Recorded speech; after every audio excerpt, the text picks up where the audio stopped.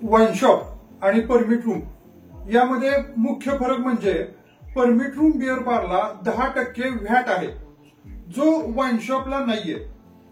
साधारण permit room beer बारची वार्षिक जी लायसन फी आहे ती पुणे सिटीमध्ये साधारण 10 लाख रुपये आहे, तर वाईन शॉपची जी पुणे सिटीमध्ये लायसन फी आहे वार्षिक ती साधारण 15 लाख रुपये आहे. मित्रांनो, सरकारनं 10% टॅक्स फक्त बारला लावलेला आहे, जो की अन्यायकारक आहे, जो लावायला पाहिजे आहे वाईन शॉप मध्ये. का? त्याचं कारण मी तुम्हाला 2-4 गोष्टीत सांगतो. तुम्हाला पटलं तर नक्की लाईक करा, कमेंट करा, आणि जर नाही पटलं तर डिसलाईक करा. परंतु व्हिडिओ बघताय तर लाईक केल्याशिवाय किंवा डिसलाईक केल्याशिवाय जाऊ नका, ठीक आहे. सगळ्यात महत्वाचं कारण आहे की वाईन शॉपला लायसन फी साधारण पुणे सिटीमध्ये, आपण एक रॉ उदाहरण घेतोय, पुणे सिटीमध्ये 15 लाख रुपये, तर बारला 10 लाख रुपये. म्हणजे बारची लायसन फी वाईन शॉपच्या तुलनेनं जर कम्पेअर केलं तर बारची लायसन फी मुळातच जास्त आहे. ही एक गोष्ट. पॉइंट नंबर 2, 10% व्हॅट बारला आहे, जो की वाईन शॉपला अजिबात नाहीये, 0 आहे, ठीक आहे. पॉइंट नंबर 3 आणि सगळ्यात महत्वाचं की वाईन शॉप मधून दारू पार्सल लिहून घरी प्यावी असा कन्सेप्ट असतो. आता आपल्याकडचं जे एक सांस्कृतिक वातावरण जे बघता किंवा आपल्याकडचं जे कल्चर बघता, कोणीही माणूस म्हणण्यापेक्षा अगदी 90% माणसं वाईन शॉप मधनं पार्सल घेऊन घरी जाऊन पित नाहीत. अगदी असतील म्हणजे शहरामध्ये किंवा ठराविक काही समाजमध्ये, आपण कुणाचं नाव घ्यायचं नाही, परंतु त्या समाजामध्ये आता मी स्वतः बघितलंय की ती लोक घरी पितात. त्यांच्या फ्रीजमध्ये बिअरच्या बाटल्या असतात किंवा त्यांच्या घरामध्ये एक छोटासा स्वतःचा पर्सनल बार असतो, ठीक आहे. तर कन्सेप्ट मेन वाईन शॉपचा काय आहे, तर तुम्ही वाईन शॉप मधनं दारू घ्या आणि घरी नेऊन प्या. परंतु त्या ठिकाणी होतं काय, तर ते सगळं जे आता मी पुढचं सांगणार आहे ते तुम्ही महत्वाचं आहे आणि नीट लक्ष देऊन ऐका, ते सगळं इनलिगल आहे. होतं काय, पहिली गोष्ट, वाईन शॉपवालाच तिथंच कोपऱ्यात कुठतरी पाण्याची, त्या समजा बेसमेंटला असेल तर त्या जिन्याखाली कुठतरी आडोसा करून तिथंच प्यायची सोय करतो. ज्या ठिकाणी पाणी 2-5 ग्लास ठेवले असतात, ज्या लोकांना तिथं प्यायची आहे ती लोक तिथनच बाटली घेतात, तिथं जातात, नळाखाली पाणी घेतात किंवा बिस्लरीची बाटली मिळते, बिस्लरीची बाटली घेतात, त्यामध्ये दारू ओततात, तिथंच कोपऱ्यात केलं जातं. इनलिगल आहे, इनलिगल चालतं. किंवा काही वाईन शॉपवाल्यांनी आपल्या शेजारी, आजूबाजूलाच शेजारीच अगदी गाळ्या घेतलेल्या आहेत, त्या ठिकाणी ते बसून माणसं जातात, लिटरली तिथं टेबल खुर्ची टाकले असतात, तिथं बसून पितात. हे इनलिगल आहे. दुसरी गोष्ट, तो घरी जात नाही, तिथं पित नाही. मग काय होतं, तो ढाब्यावर जाऊन पितो.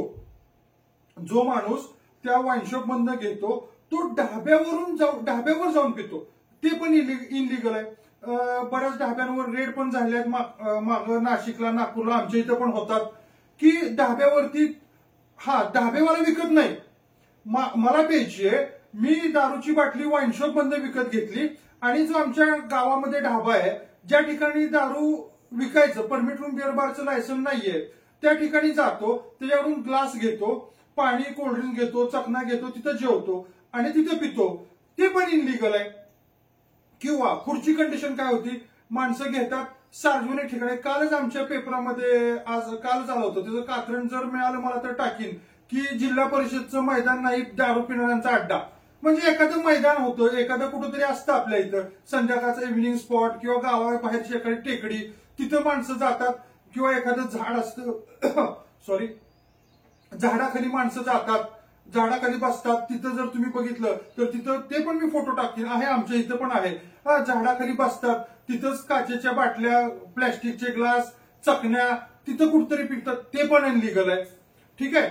म्हणजे वाईन शॉप मधनं जो मेन उद्देश आहे की बाबा वाईन शॉप मधनं घ्या, शांतपणे घरी जाऊन प्या, हा 10% साध्य होतो. आणि उर्वरित जे 90% ते म्हणजे स्वतः वाईन शॉपवाला तिथं प्यायची सोय करतो किंवा स्वतः गाळा घेतो, तिथं प्यायची सोय करतो, किंवा माणसं ढाब्यावर जाऊन पितात, सार्वजनिक ठिकाणी मैदानामध्ये जाऊन पितात, गावाच्या बाहेर झाडाखाली जाऊन पितात, किंवा गाडीमध्येच बसून पितात. मग ते ड्रिंक अँड ड्राईव्ह पण आलं त्यामध्ये. गाडी पार्सल घेतात आणि आपल्या बाहेरच्या साईडला कुठतरी गावाच्या बाहेर सुनसान ठिकाणी गाडी लावतात, तिथंच गाडीमध्ये बसून पितात, मग ते पण ड्रिंक अँड ड्राईव्ह आलं. त्यामुळे ह्या सगळ्याचा विचार करता शासनानं उलट वाईन शॉपला टॅक्स लावला पाहिजे. आणि परमिट रूम बिअर बारचा टॅक्स कमी केला पाहिजे किंवा झिरोवर आणला पाहिजे.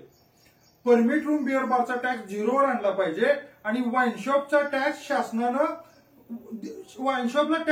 लावला पाहिजे, जेणेकरून ह्या इनलिगल कृती थांबतील. परमिट रूम बिअर बार मध्ये माणूस येतो, त्याला लिगली तिथं बसतो, तिथं पितो, सर्व त्याची टॉयलेटची सोय असती, बेसिनची सोय असती, ग्लास, पाणी, कोल्ड्रिंक, स्नॅक्स, चकना सगळी सोय असती. हे सगळं लिगली चालतं. तर त्यामुळे माझं असं म्हणणं आहे की परमिट रूम बिअर बारवरचा 10% जो टॅक्स आहे तो झिरो करा आणि वाईन शॉपला जो 0% टॅक्स आहे तो वाढवा. तो किती वाढवायचा तुम्ही ठरवा, 10% लावा, 20% लावा, तो लावा, असं माझं म्हणणं आहे. कोण सहमत आहे त्यांनी नक्की लाईक करा, सहमत नसाल तर डिसलाईक करा, अजिबात राग नाही. आणि तुमचं म्हणणं काय आहे ते कमेंटमध्ये जरूर टाका. थँक्यू. जय हिंद, जय महाराष्ट्र.